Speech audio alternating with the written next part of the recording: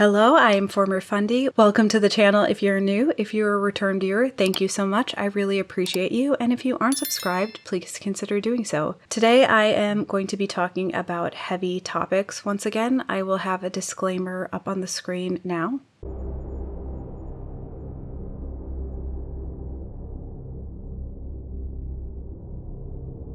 If these are topics you can't handle today or not at all, please skip this video and I will see you in the next one. We are looking at another installment of NBC News's Pastors and Pray. And this time it is once again another situation where the General Council of the Assemblies of God, so the national leadership and headquarters, as high as it goes, other than God, I guess, knew of abuse for decades and haven't done anything and just dodge and deny any culpability because of the Assemblies of God structure, because they say that Assemblies of God churches are self-governing, and so they, as the leadership, are not responsible for the stuff that happens within the Assemblies of God programs occurring from church to church. However, as we discussed in a previous video, the Assemblies of God General Council is located in Springfield, Missouri, and in Missouri it is a misdemeanor when you are a mandatory reporter, which they all are, if you don't report crimes legally, and it is a felony if you are a repeat offender of this. So I have a hard time agreeing that they have zero culpability, because if they're being informed of sexual abuse that is happening to anyone, let alone to children, like once again in this case that we're about to talk about, they are breaking the law if they aren't reporting it legally anytime they are made aware of these situations. And so maybe they are, but the fact that these things go on so long unreported legally, when there is evidence of it being reported to the General Council, it makes me wonder if they are doing their due diligence and doing their mandatory reporting as required. So in this one, we are going to talk about the Royal Rangers. The Royal Rangers are a Christian, and in this case, again, Assemblies of God, equivalent to the Boy Scouts. Now, if you guys are aware, the Boy Scouts are also not clean of any wrongdoing and have had their own very similar scandals to what we're talking about today. The Assemblies of God also has a companion program to the Royal Rangers called Missionettes, which is your Girl Scout equivalent, although it's run quite differently. I myself was a Missionette all the way to being an honor star, the last ranking, because in Missionettes you start as a daisy and then become a primrose, and then I think it's star. You have to wear these different colored like jumper uniforms. I don't think I have any pictures of me on hand of them, but they were different colors depending on your group. And Royal Rangers had vests with badges. Missionettes had sashes that we tied our badges on, and we had different sashes for when you were in the different levels. But I still remember our song, because we had to sing it at the beginning, as well as do our mottos and pledges and stuff. But it was like, we are missionettes for Jesus, arm in arm we stand, together as one. We are missionettes for Jesus, living now in purity, walking in truth and love. There's more, but I will spare you. I don't know if the Royal Rangers had any songs, but they are the boys' side of this Royal Rangers and Missionettes program. And any Assemblies of God church can have a Royal Rangers group. What has been coming out for decades, but what is being reported on now by NBC News, is that at least 29 Royal Rangers leaders have been accused of sexual abuse towards their scouts, the little boys in their care. And there's just a repeated pattern of when these boys do speak out, nothing happens. Even when parents believe their kid and are supportive, when it's reported to pastors or even further leadership, nothing is done. And it's really just another case of men in leadership being venerated and just seen as people who can do no wrong, and then they do very bad things and get away with it. And when, as a child, you are taught to be obedient to your leadership, you will sometimes then allow leadership to do things that are very inappropriate to you, because that obedience has been so instilled that when lines get crossed, you don't resist because it feels like you would be disobeying. This is a copy of the Royal Rangers Code, and you'll notice that here at the bottom it says obedient. He obeys his parents, leaders, and those in authority. So this is really instilled to be obedient to authority. So if you have someone who is a child predator and they groom you and then molest you and then tell you not to tell anyone, well, you've been taught to be obedient and obey leaders and those in authority, and your scout leader or your Royal Rangers leader is a person of authority to you. Royal Rangers, when you're deep in the Assemblies of God, especially if you're going to a larger church, it's really a rite of passage for a young boy, in the same way that some people might feel that Boyscouts is a rite of passage for a boy, and becoming an Eagle Scout, is a big deal. And these AG programs have the equivalent. Like I said, for girls, it was becoming an honor star. I'm not sure what it's called for the Royal Rangers, but I do know they have an Eagle Scout equivalent. So like I said, when I was a missionette, we had to sing our song and recite our motto and things like that. The Royal Rangers motto is ready for anything, which is really sad because, like this article states, there were things that happened to these boys that nothing could have prepared them for. Nothing could have made them ready for what would happen. One victim that the article highlights is Travis Rager. And when he was 10 years old, he was molested by his Royal Rangers commander in a Royal Rangers program at an AG church in Albany, Oregon. Luckily, he was comfortable enough to let his dad know what had happened. Sometimes kids, when they're groomed, won't feel safe to come forward, or they won't even understand that what happened was wrong. So it is really good that Travis was in a situation where he was able to tell his parents. But unfortunately, even after his dad confronted the senior pastor of the church, nothing happened, which is just tragic and illegal that nothing happened, because I checked, and in Oregon, pastors are mandatory reporters. So the moment that this father reported what happened to this pastor, reported this alleged crime, that pastor was legally mandated to report it to the appropriate authorities, and it appears he did not. And that is illegal. It doesn't matter when you are a mandatory reporter. It does not matter if you personally think that it's credible or not. If you are told about a potential crime, you are required to report it when you are a mandatory reporter, and pastors are mandatory reporters in Oregon. And so I'm not saying this pastor committed a crime, because I don't know, maybe he did report it. But if he did not report it, that is a crime. In Oregon, if you're a mandatory reporter and you don't report, that is a crime and comes with potentially a maximum fine of $2,000 for not reporting. So if this pastor did not report to the authorities, he committed a crime.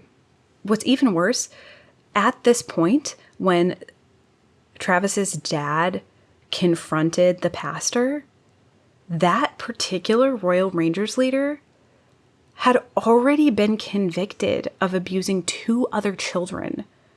And according to police records and lawsuits, at least 18 boys have claimed to be molested by this man. And this happened in the 80s. And while the total number is most likely higher because not everybody reports abuse and there is a big stigma against victims in reporting abuse, and the way that young boys and men are socialized, there can be a lot of shame in admitting that something like that even happened to you. But what we know is that there have been a lot of victims, and the perpetrators have very, very high victim counts. So another example, in Illinois in 1990, one of the Royal Rangers leaders was convicted in a court of law of sexually abusing 2 boys. And according to the records that police have, he may have molested as many as 75 children. 75. And so this isn't just a case of one bad actor in one Royal Rangers troop. This is a case of a certain type of very nasty man seeing an opportunity to get access to hundreds of boys and get away with it for long periods of time. And that's just the ones that we know about and have been convicted of things. And while some of these reports we know because boys came out at the time and said something, or men came out later to share their stories of what had happened when they were kids, there's also been cases of this coming to light completely by accident. So one instance in Florida, there was a veteran Royal Rangers leader who had been involved for years, and he had a storage unit that went abandoned and he stopped paying for it. And so it got auctioned off as storage units do. And the person who purchased the storage unit found a photo book of nude children. So that is CP. That is just straight up CP. The photo album was titled "Boys Will Be Boys." Luckily, the person who bought this storage unit contacted the authorities immediately, as one should, and luckily that leader was arrested in 2000. And when he was in custody, he confessed to molesting young boys over 3 decades.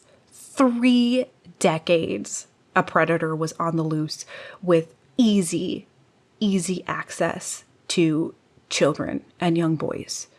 And he seems like he would have gotten away with it if he would have just kept paying for his storage unit.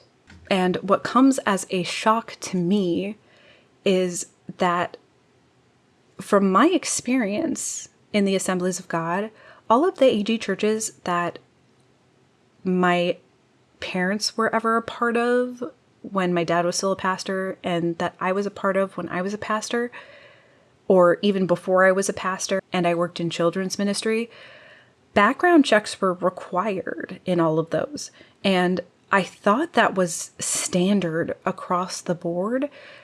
And so either it's not, or some churches are doing it and just not caring about the results. And so what I saw next in this article was just surprising and sickening to me. So I guess in more than one case, there are churches who knew that Royal Ranger troop leaders had been in the past convicted of molesting boys. So they already knew, they had already been convicted, these men were on sex offender lists, and these churches still let them be troop leaders.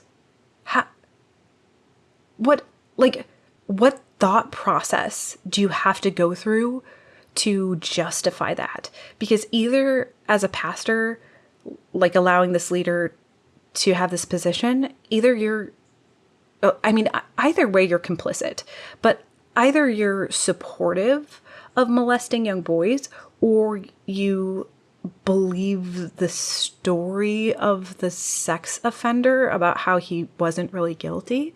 I just don't know how you justify that. And I don't know what the legal punishment for that would be.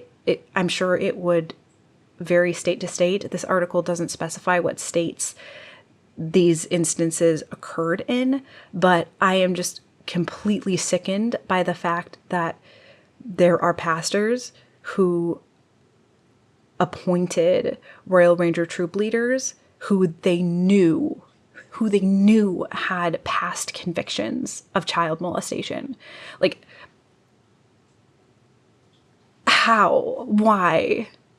And according to this article, in some of these cases, pastors were accused of pressuring children to keep quiet and not say anything. So once again, in the majority of states, pastors are mandatory reporters. And if you are even told about the possibility that a child was molested, you are legally required to report that to the police. So the fact that these pastors didn't do that and were pressuring children to stay quiet on top of that for what? The church's image? How is the church's image more important than protecting children? And to me, I would have a better image of a church that reported and did the correct thing when faced with this situation than one that you find out years later hid it and tried to bury it. At that point, you're just buying yourself time. And I feel like the Assemblies of God as a whole has just across the board been doing that in so many areas of just buying themselves time by brushing things under the rug and hoping it's not going to come back again, instead of taking any significant stance or action. And anytime I have seen them take any stance or action, it's toothless. It's empty words. It's nice words without the actions to accompany it. Like, I don't see any systemic change occurring. I don't see enough legal reporting occurring. And it's really coming back to bite them in the ass, I think, because there's just been this great outpouring recently, probably aided by NBC News doing this expose, of people coming forward to share their various abuse stories within Assemblies of God churches. And oftentimes these stories include going to the General Council of the Assemblies of God and the General Council not doing anything and seemingly not reporting it. I don't have evidence that they're not reporting it, but when you look at what happens with the legal cases and when they're opened, etc., it does not appear that they are reporting it at the time. And while they may have temporarily maintained a clean image by brushing things under the rug all these years, all of these things are coming up now and coming to the surface, and they really can't be hidden anymore. And all they really did was delay reputational damage. And I think it would have been a lot more preserving of their reputation to do the right thing immediately, because then they would be known as the organization that does the right thing immediately and makes changes when there are systemic problems and does their due diligence to take care of victims, and in a lot of cases, child victims. But instead, they brushed it under the rug for temporary reputation maintainment, and now it's all coming to the surface, and they are gaining a reputation of being a place where abusers can get away with their abuse for long periods of time, while other leadership just looks the other way. I will share the link to this article in the video's description if you want to read further. It is really just full of example and case after case of sexual abuse against children. So it is very heavy, and it covers a little bit of how the structure of the Royal Rangers aids this abuse. And I talked about that a little bit at the beginning about how this push for the boys to have obedience as a core value, to obey their parents, their leaders, and any authority figures is just a situation that is absolutely rife for abuse. Much like the Boy Scouts, the Royal Rangers is absolutely full of men doing horrible, horrible things to boys and getting away with it for way too long. And I'm glad that it's coming to light now, but it should have been brought to light decades ago. And this should have been addressed decades ago. And my heart just really, really hurts for all of the people who were abused, who wouldn't have been if action was taken after the first report. Not that anyone should be abused at all, but when you have someone report abuse and then you don't do anything about it, you have now enabled that abuser to continue to hurt and abuse children. And I think are morally complicit in that situation. Now, I view it a little bit differently when you're a victim and you aren't comfortable coming out and speaking, because there's reasons that you've been pressured to stay silent. So I'm not placing any blame on victims who didn't come forward or have not been able to come forward, but I'm talking about leaders and leadership who these crimes were reported to and did nothing. I think they are morally complicit for the continued molestation that happened by these men who, even when reported on, faced zero consequences, sometimes for decades and sometimes not at all. But on that dark note, I am going to wrap it up. I hope you have a wonderful day and an awesome week, and I will see you in the next one. Bye.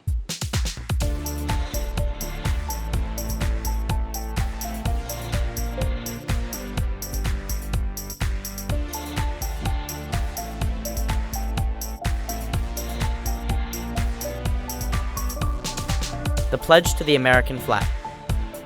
I pledge allegiance to the flag of the United States of America, and to the republic for which it stands, one nation, under God, indivisible, with liberty and justice for all. The Pledge to the Christian Flag. I pledge allegiance to the Christian flag and to the Savior for whose kingdom it stands, one brotherhood, uniting all true Christians in service and in love. The Royal Ranger Pledge.